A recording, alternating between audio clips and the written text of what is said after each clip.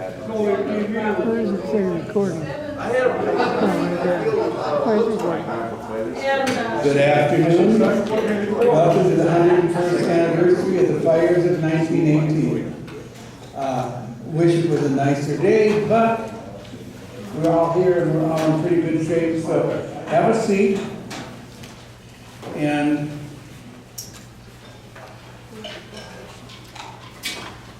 I'm Ross Anderson. I'm the past president of the Historical Society, and I do many assorted things around here, including this.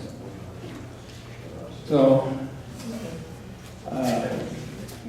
find yourself seats, folks, and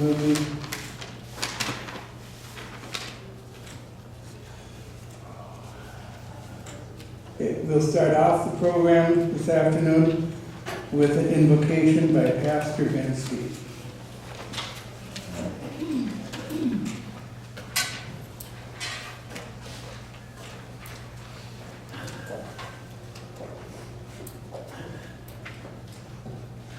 I have my right-hand man with me today, you can see, and even dressed for the occasion. It's an honor to be asked to pray and do an invocation. In a moment or two, you might hear a train whistle. My phone is set to go off at 2:05 to remind me to be here. Actually, I thought I was supposed to be here at 1 o'clock, but my phone is a little confused today, or I am, and I'm glad we're here. Yeah, I heard that the people from the Catholic group of Catholic churches were gathered and had prayer just a little while ago down at the ice arena, and it's a traditional thing they do every year. This is something that this community has done every year for many, many years now, and so we're honored to be part of this. So let's bow our hearts together and have a word of prayer. Heavenly Father, we thank you for the way in which we can remember the past, and it helps us as we go forward. We remember the past as a Christian community of our faith in Christ over the years. We think of the very, very past of our own beliefs that go back to the Lord Jesus himself. And we remember him monthly, and some of us even daily in our churches. The Lord, we remember because it means that there's a future. And when the fires took place in 1918 and what devastation was going on in the world at that time, Father, you were still there behind the scenes, and you helped people to get hope and to come out of those desperate times and to find a new lives and rebuilt lives. And today, as we remember those days, as we remember those years, many years ago, we ask that you would especially be here by your Holy Spirit to encourage, to lift up, and help us to always remember that you are our fortress, you are our strength. And we give you praise in Jesus' name. Amen.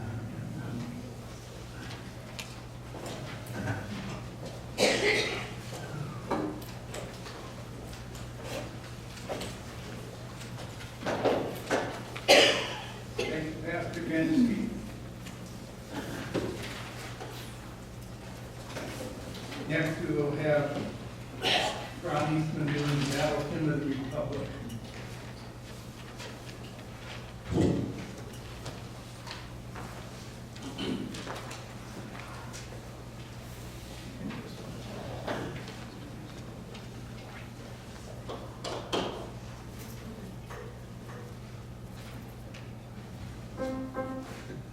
Had to warm up here.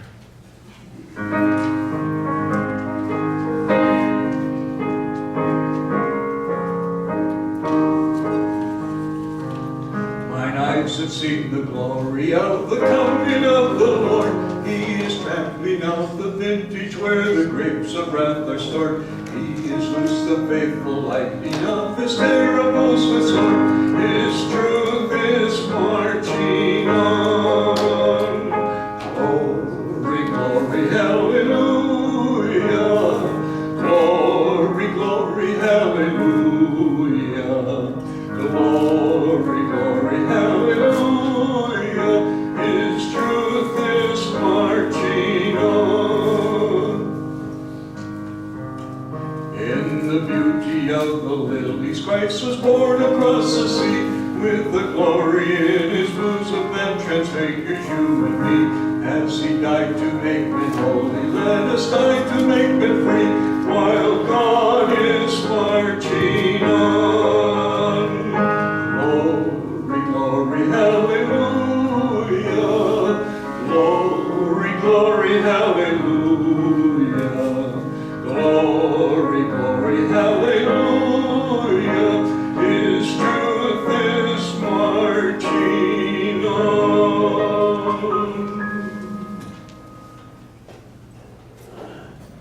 Thank you, Ron. We will be starting our program with a variety of readings that came out of the local papers from 1919, 1920. And we are focusing at this point on the reconstruction of the area. For many years, we have focused on the tragedy, and now it's past. We're going to focus coming forward on the rebuilding in the future. Our first reading will be by Dan Reed.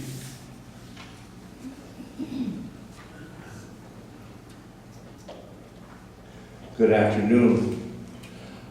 Just as a point of interest, we always talk about the fire, but the weather we've gone through in the last day or two, I don't remember exactly how many days after the fire, but it was only a few, is that after a long period of dry weather, then heavy rains came, snow came, and the weather got real raw. So you can imagine people suffering from fire burns and smoke inhalation and lost everything. And people were out there and pounding nails and starting again. This particular selection comes from the Barnum Herald on October 18th, 1918. The reason there is no Star Gazette publications is, of course, the Star Gazette was burnt out on the day of the fire. They weren't able to start publishing again until in late December. But the Herald is just next door. The top of the headlines read, Carlton County suffers badly from the fire that destroys many lives and much property in northern Minnesota. Hundreds of lives lost in the county west of town. City of Cloquet and the village of Moose Lake consumed. Fire, that awful but faithful servant of humans, got the upper hand of man last Saturday, and almost in the twinkling of an eye, the village of Moose Lake, only about 3.5 miles south of us, and the city of Cloquet, nearly 25 miles north of here, were almost entirely burned up. There were other severe losses in the county by the same fire, but these two towns and the Calavella area and towards Atumba were principal sufferers. About a dozen houses remain in our sister village, Moose Lake. At that time, Barnum considered Moose Lake their sister village. And Cloquet, Johnson, Wentworth sawmills, the box company, and the paper mills, and a few houses in the eastern part of Cloquet are all that remain. In the town of Calavella and the area surrounding it west of here, only a farmhouse here and there is left in what was once a thriving community. Flames that swept with incredible fury swept them and many of the occupants away. The dead bodies have been found and taken care of to date, and they number about 178. At Barnum, Mattawa, and Nemadji, the loss is considerably lighter. One boy, Jens Fries from here, lost his life near Moose Lake while trying to escape the flames that consumed the house of an uncle and aunt who he was visiting that day. The family escaped uninjured. Probably if he had remained with them instead of trying to get to Moose Lake, he too would have escaped. Jens Free was the son of the druggist in Barnum. The limited train that left for the north in the evening and only a short time before Moose Lake Village was fire swept. The fire had been menacing settlers west of town for the week past, and it had almost been a custom for people in the village here to leave their businesses and go to the assistance of farmers west of town who were in danger. When the fires started and who started them is only to be conjectured, but the fact remains that almost all of northern Minnesota is in need of a drenching rain, which has not fallen in weeks, yes, months, to put the fires out. Even in the swamps, the moss is like tinder, and fire smolders for months until the wind strikes it just right. And then look out, the country is all ablaze, and settlers and their families are either burned out with all their belongings, and sometimes, yes, often, they too are victims. That so few were caught by the flames at Cloquet is due to the railroads that at once provided special trains to take the people to Duluth and Superior. The lake at the village of Moose Lake is also a means of saving many persons who plunged into the water and remained there until the flames had subsided. From there, many of these people were brought to Barnum and were provided with dry clothing. The houses of E. Dahlberg and R.F. Hayes and the barns and the old residence of Mrs. Harrison's farms close to Barnum were the only buildings destroyed here. But those burned on farms west of town are innumerable. Last Saturday evening, everyone in town was called to fight the flames west and south of town, and this was so successfully done that the fire was kept from the village. Excuse me. But a fight for several days after was made in the swamp that lies just south of the fair buildings.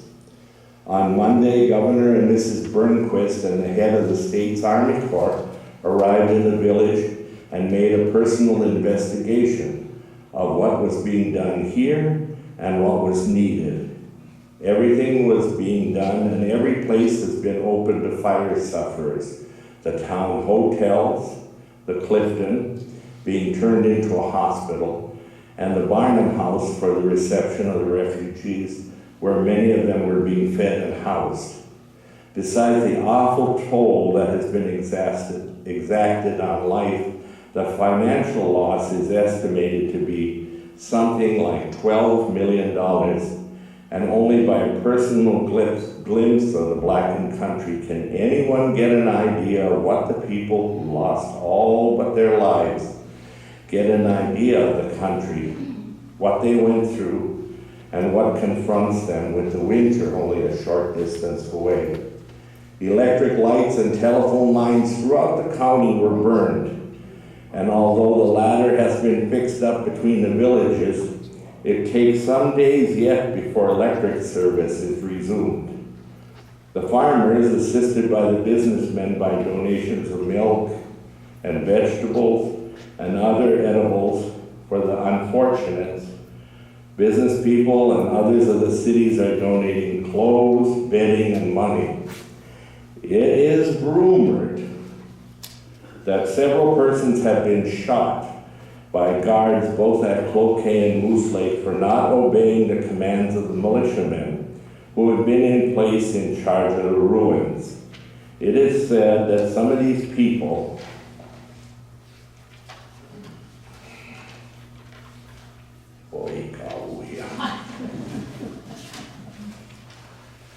were hurt, were even caught robbing dead bodies. If such is a fact, then sympathy is wasted on the ghouls.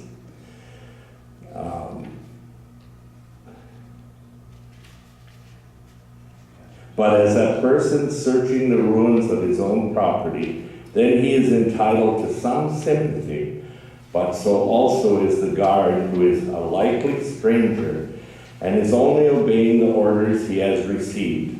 A person, if he has property, should get permission, we think, to search the ruins of the building from the officers in charge before going upon them.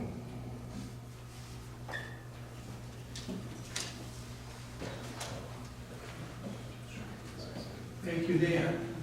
Our next reader will be Mrs. Olson.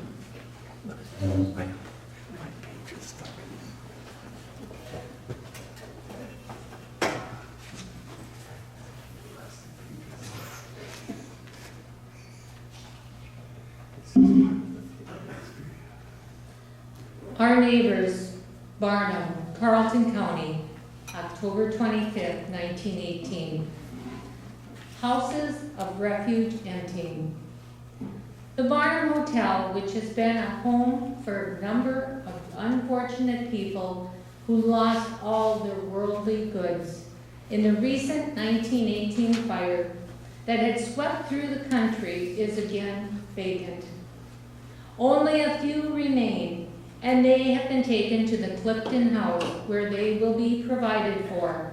And in a few days, they will go on to farms in Calabella, where buildings are being erected for farmers. At one time, this place housed and fed about 175 refugees, and about half as many state militiamen who had been sent here to help save property and to do what was necessary for all. The Clifton House, which was turned into a hospital, has only a couple of patients left, and these are expected will be able to leave for their homes within a few days now. From the Barnum Herald, November 1st, 1918, Red Cross notes.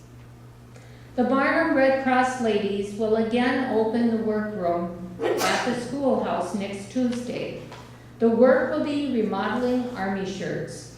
A monthly business meeting will be held at the time. Our Red Cross chairman wishes to thank all who assisted in relieving the fire sufferers by sewing, donations of food and clothing, and by caring for the wounded and homeless. There is a demand for mittens for children of school ages throughout the burn district. Let us make them at home. Old wool socks and underwear are good mitten material. They can also be made from suitings and lined with outing flannel. Make this a mitten drive and see how many pairs can be turned in at the school workroom during the next week. Mrs. R.L. Goodell will be at the Clifton House on Monday between 11 and 12 to return bedding and other articles used for the care of the wounded. The Black Oak branch of the Barnum Red Cross gave $87.63 to be used for fire relief. It is the only branch from which a money donation was received.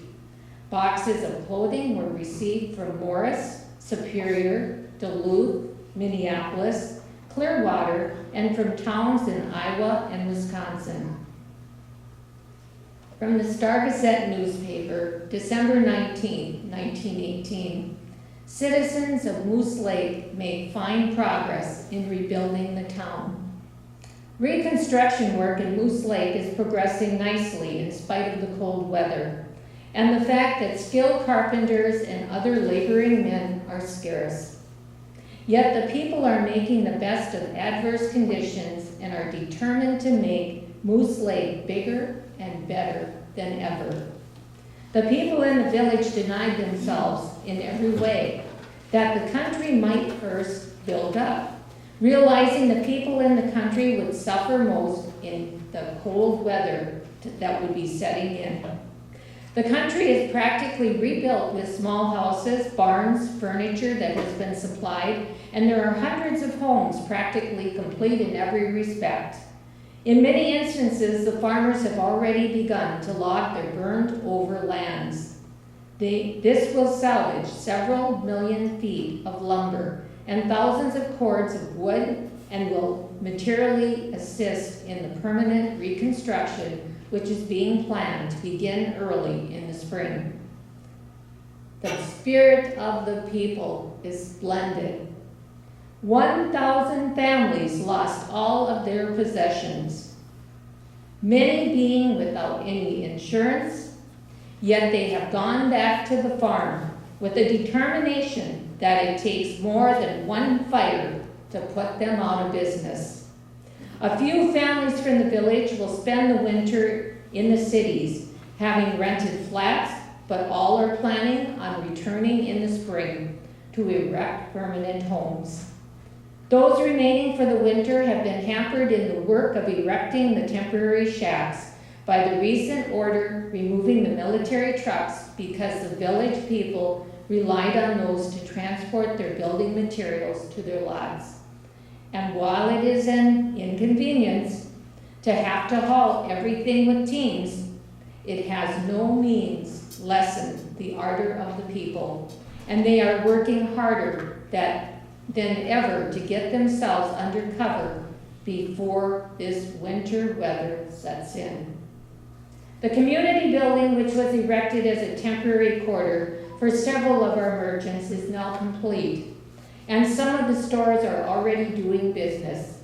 The following firms will be located there: Swanson Brothers, Moose Lake Pharmacy, Mr. Pomish, Wesky Brothers, A.B. Friedman, John Carlson, Moose Lake Hardware Company, Moose Lake Flour and Feed Company. Whether or not the post office will be moved there also has not yet been definitely decided. The school building will be vacated this week by Dr. Walters, who has been using it as a hospital. Only a few patients are confined there and they will be discharged. School will open January 6th, and it is expected that people will be back in their homes as near to normal as it is possible under the circumstances by this time. There will be much activity along all lines of business in Moose Lake next spring. Architects from the Twin Cities and Duluth are already on the ground, making plans for several new homes and business blocks. And last, from the Star-Gazette, February 13th, 1919. The Methodists to build a fine church. A special meeting of the official members and interested friends of the Methodist Church met in the schoolhouse Tuesday evening and voted to purchase lots 10, 11, 12 in Block 40, upon which to build a new church. The purchase of these lots were recommended by a committee who was appointed 2 weeks ago to canvass the village and report on a suitable location. The people present at the meeting said they had done really well. Another meeting of the board is called for next Tuesday to transact business that is vitally important in connection with the proposed building. Every member, please set the date aside for this meeting and be present. We want to erect a building that will be an honor to Moose Lake. And so the story goes, with resilience and the spirit of the people, that we have to carry on. We have to work as a community together and recognize our neighbors, such as Barnum, as an important part of that support group. And remember fire safety. Thank you. Thank you, Diane. Our third reader will be Dan Doty.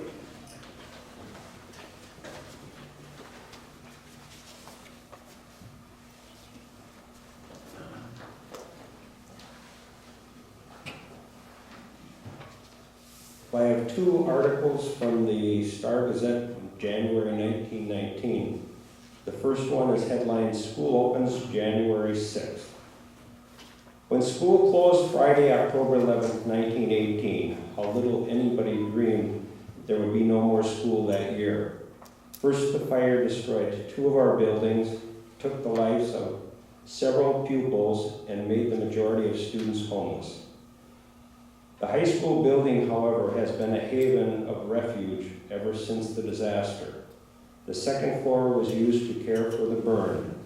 The first floor provided an office for the Red Cross sleeping quarters for the refugees, and headquarters for distributing clothing. The manual training room was turned into a store, which furnished groceries, and 100 people were fed every day in the domestic science kitchen. Many times a day, the remark has been made, what a blessing the high school building was spared.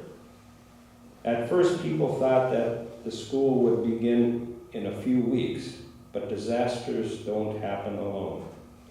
Before the burned were cared for, the flu struck, and the entire building was turned into a Red Cross hospital with Captain F.L. Smith of the Mayo Hospital in charge.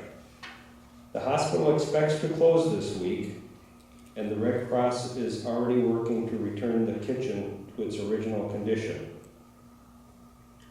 Every room in the building will be filled to capacity, but arrangements are being made so that every grade and the entire high school will be accommodated.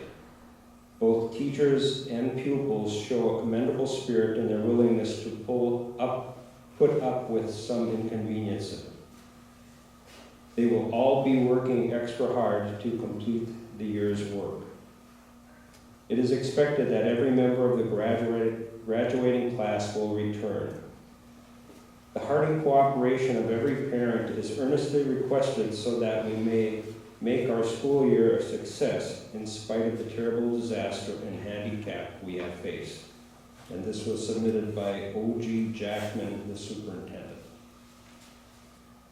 Second article is dated January 30th, 1919. Our school reopened after the fire on January 6th with 137 students. However, the number has increased to nearly 160, 19 high school students and around 140 in the lower grades. At first, it was thought possible to accommodate the grades in 3 rooms, but seating capacity was insufficient. The high school has been moved into small classrooms, and the former high school is now being used for the other grades. We are hampered in our work not only because of the crowded condition, but also because of the delay in shipment of books ordered to replace those lost in the fire. In addition, the chaotic condition of books and equipment in the main building has also slowed our progress. Once books and equipment are returned to good order, we shall do some quality work we did before in spite of the crowded conditions. In the spring, we plan to introduce the State Boys and Girls Club in our schools. The purpose of these organizations is to link the home and school and to encourage students to actually use knowledge taught in home economics and agricultural classes.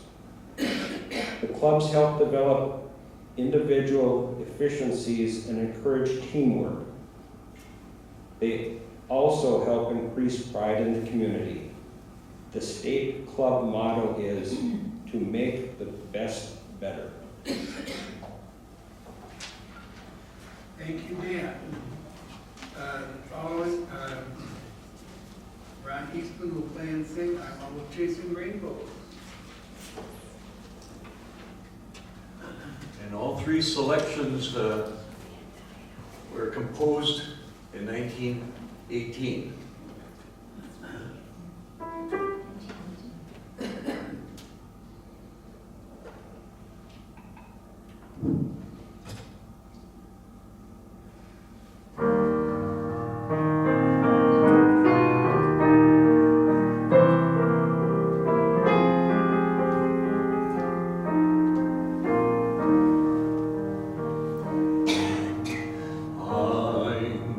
Always chasing rainbows,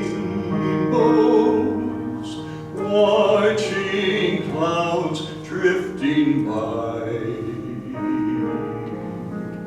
My schemes are just like all my dreams, ending in the sky. Some fellows look and find the red sunshine. I always look and find the winning sometimes. I never even make a gain, believe me. I'm always chasing rain, always waiting to find a little bluebird in vain.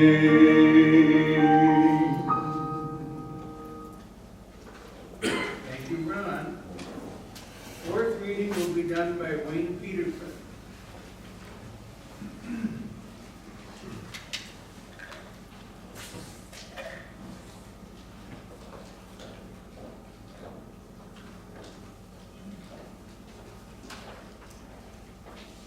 Good afternoon. I really not minded about the weather today because 101 years ago, these people were praying for a day like today. So just be happy with what you got, I guess. I have three newspaper articles that were written 100 years ago from the Star Gazette. The Star Gazette is 125 years old, but it was preceded by another newspaper called the Star, which is 134 years old. So the two must have merged somehow and changed the name to Star Gazette. The Star Gazette has to be one of the oldest continuing publications of newspapers probably in this whole area. And I'm amazed that the articles were printed. It just, well, the ones I've got, I mean, all of a sudden I hear there was articles in December, and that's just a couple months short of what happened in October 12th. It was completely devastated the Star Gazette offices, so the Barnum Herald must have had a lot to do with it. The newspaper articles that I noticed that I'm going to read are reporting the wonderful rebuilding of this area, of the fire-stricken area. The people in this area really needed hope. They needed something for the future. They needed something that would boost their morale. And the word boost comes through these articles. They needed the good news. They needed courage to continue on with the good work that they were doing. The first one is from the Star Gazette, February 27th. Moose Lake will come back strong. And it was originally written by the Carlton Vidette, and it was republished on February 27th in the Star Gazette. C.F. Manakee, the hustling Moose Lake booster, was in the city Tuesday and looked after some of his real estate lists and other businesses in the courthouse. Editor Manakee is a member of the Relief Commission and has done heroic service in securing funds from the state mutual insurance companies and from the legislature for his part in the fire-stricken district. He says Moose Lake is going to be bigger and better than ever, and the farmers of this vicinity will make good in the future and as the same as they have in the past. He expects soon to get his new residence and printing office underway, and then he will be able to quit sleeping with his feet stuck out from under a tent every night. Manakee is making good with this community and has a way of making himself heard, which usually gets by. That's it from the Carlton Vidette. The second reading is from exactly the same newspaper, same date, February 27th, 1919. Kettle River merchants, businessmen, and farmers are not taking a back seat from anyone when it comes to building up their town that was wiped from the map in the forest fire of October 12th. Everybody in this hustling, bustling little village is right on his toes, working with all his might to make this town bigger and better than ever. Already, many places have sprung up from the ruins, and businesses are being transacted the same old way. The Farmers Bank is doing business in temporary quarters, while the farmer's store, Ed Lowry manager, is running full blast. Anton Markifa, pioneer merchant in Kettle River, is doing business again. And Frank Ronkinen has also built a small store and has started up. Peter Cohorn is in the blacksmithing business as well as Henry Baskery. A new hotel is being planned and soon it will be in the course of construction. Scaramartilla is planning to build a new garage here in the spring and handle a line of Dodge Brothers cars. It is safe to say that 2 years, Kettle River will be a far better town than it was ever before. Everybody boost. Like that. Everybody has to boost each other. It must have been such a depressing time with the end of the First World War, the epidemic of the flu, and then the Holocaust of the fire. And the rain I heard that came afterwards. I don't know how I could have made it. The next one is from the Star Gazette, April 3rd, 1919. Moose Lake business at Moose Lake is just beginning to show signs of a real rush. Everywhere can be heard the sound of a hammer, saw. Huge concrete mixers are laboriously turning out material for foundations. And team after team is seen hauling heavy loads of lumber and building material to lots, which buildings are to be erected. The boom is on. Our little city is flowing over with people, but there's still room for more. Just to cite one instance of Moose Lake's activity, it might be well to state that on Monday of the week, the NP ticket sold $350 worth of tickets for the afternoon southbound train. This total sale was slightly above the average of the whole past week, but every day sees a large number of transit people both coming and going. Many large business structures are getting underway, and it'll be a short time until the little city that lay in the path of the awful fire in October 12th will have risen from the ashes, and business will go on just as much as before, but only on a much larger scale.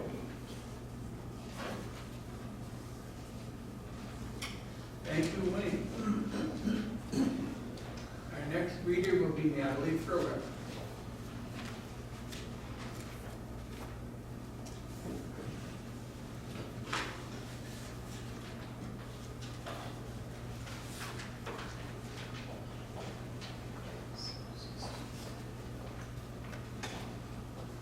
Just to give you a little background, Dan and Ross have been going through old newspapers almost every Sunday afternoon, and they find all kinds of interesting little tidbits in there. So we kind of weeded through and tried to find the ones that would be the most interesting and to kind of tell about what was happening in the recovery.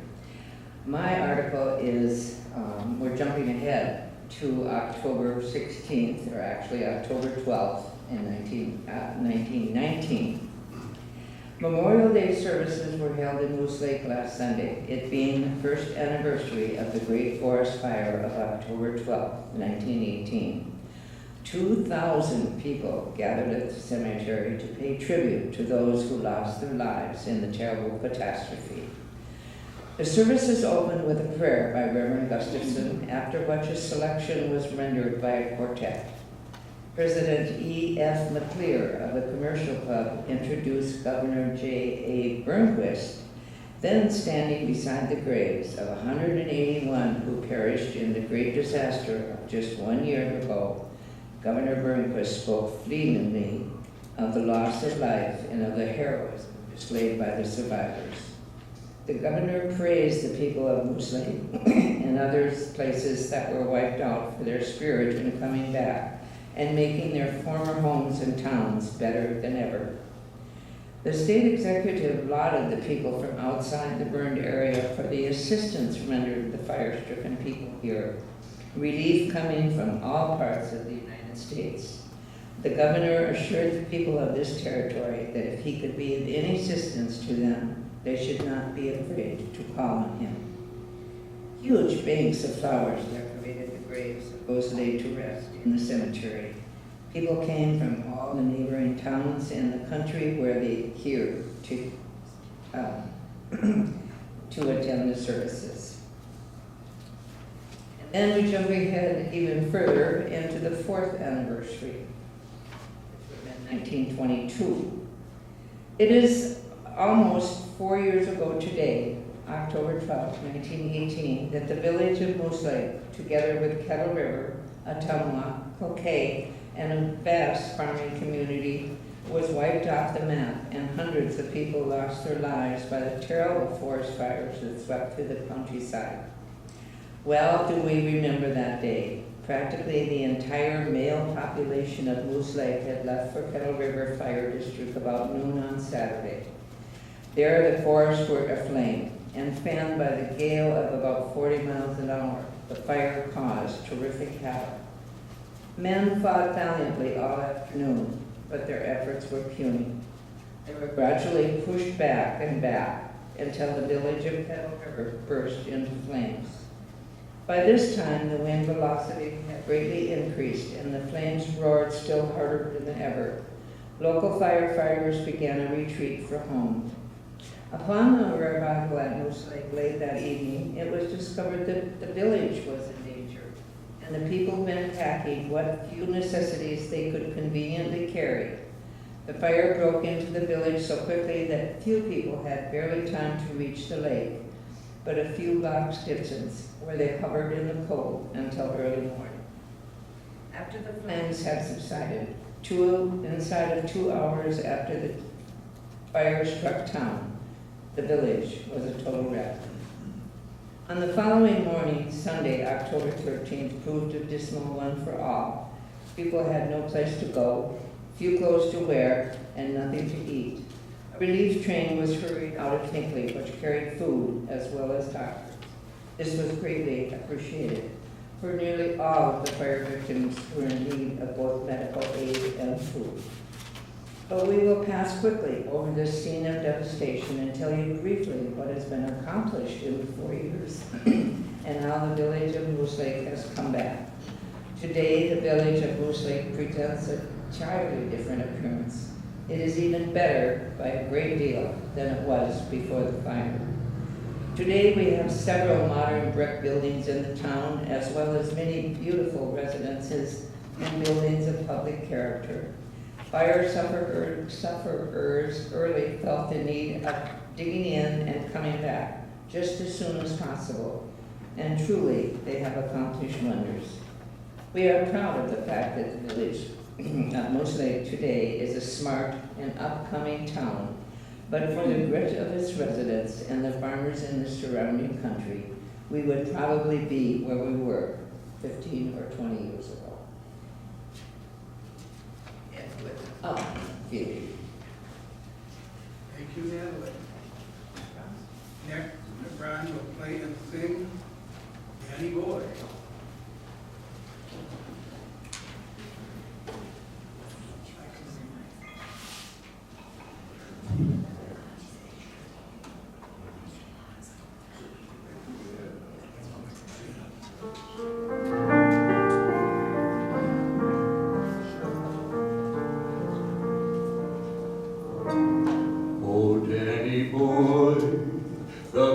The pipes are calling from glen to glen and down the mountainside.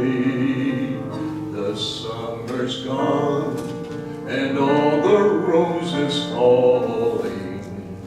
It's you, must go and I must buy.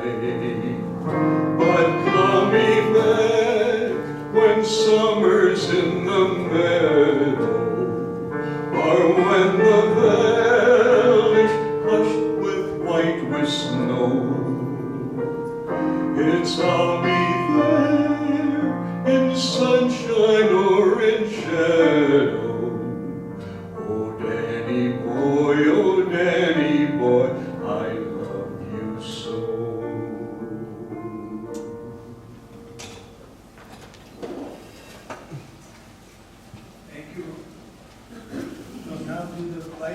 memory candles.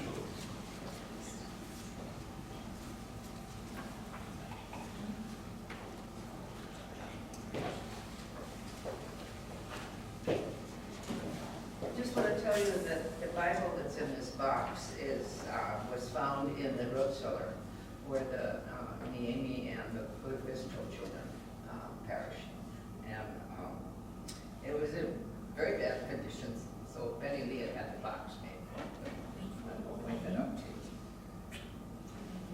you. Okay, the first one, in memory of Randy Eastman, given by Joanne and Ron Eastman.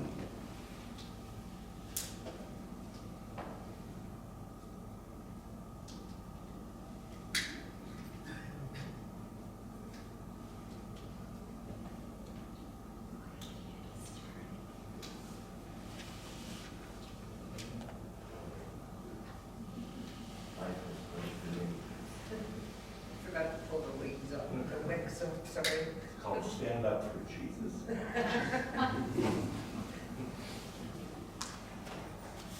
Okay, the second is in memory of Harlan Dean Teglin, given by Rita Shock Teglin.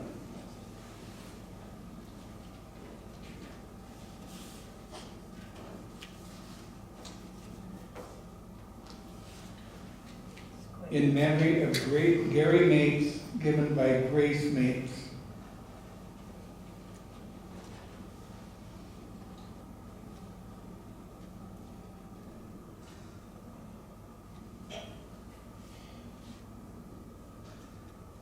In memory of, Dan, I can't read your writing. Matt and Edna Reed, Nick E. and Lucia Poitus. Given by Dan Reed and family. The Abrahamson family, victims of the 1918 fire, given by Marilyn Schmidt. It's going to be preserved in any way.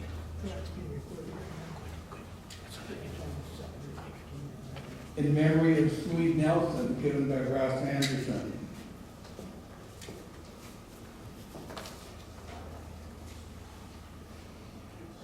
In memory of Bev Cruels, given by Grace Mapes.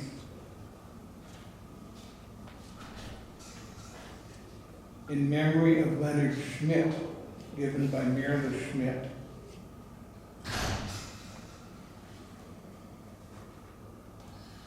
In memory of Arnold and Helmy Reed, given by Dan Reed.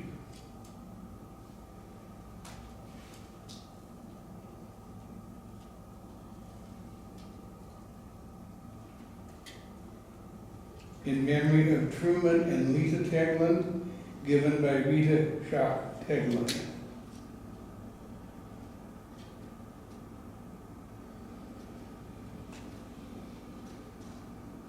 Harry and Eva Ekman, given by Grace Mapes.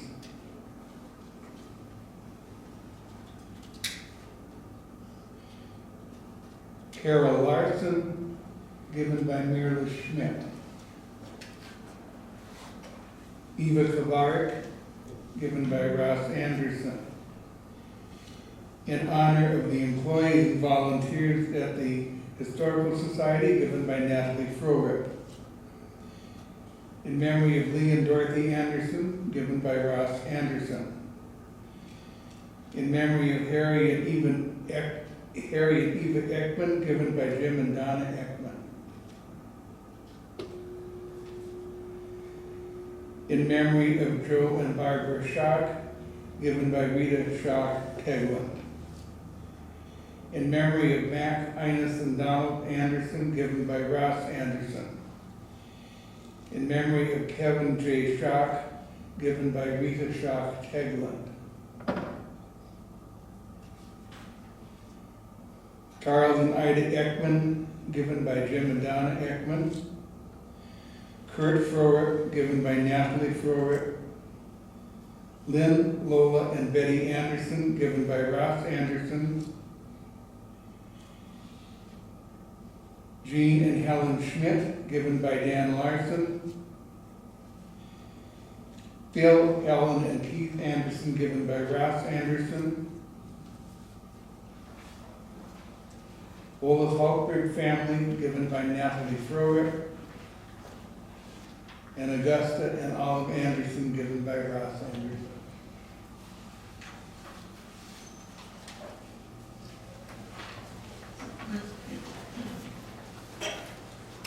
Okay, we will be singing "This Is My Father's World," and the words are on the back of your program.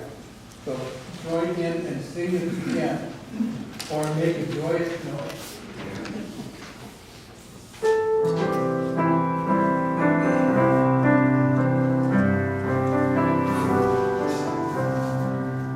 This is my Father's world, and to my listening ears, all nature sings and round me rings the music of the spheres. I rest me in the thought of rocks and trees, of sky and seas, His hand the wonders run. This is my Father's world. Oh, let me ne'er forget that though the wrong seems of so strong, God is the ruler yet. This is my Father's world. Why should my heart be good? The Lord is King, but the heavens ring. God reigns, let earth be glad. Thank you all for coming. Please join us in a cup of coffee and visit. Good to see you all. See you next year for the 102nd.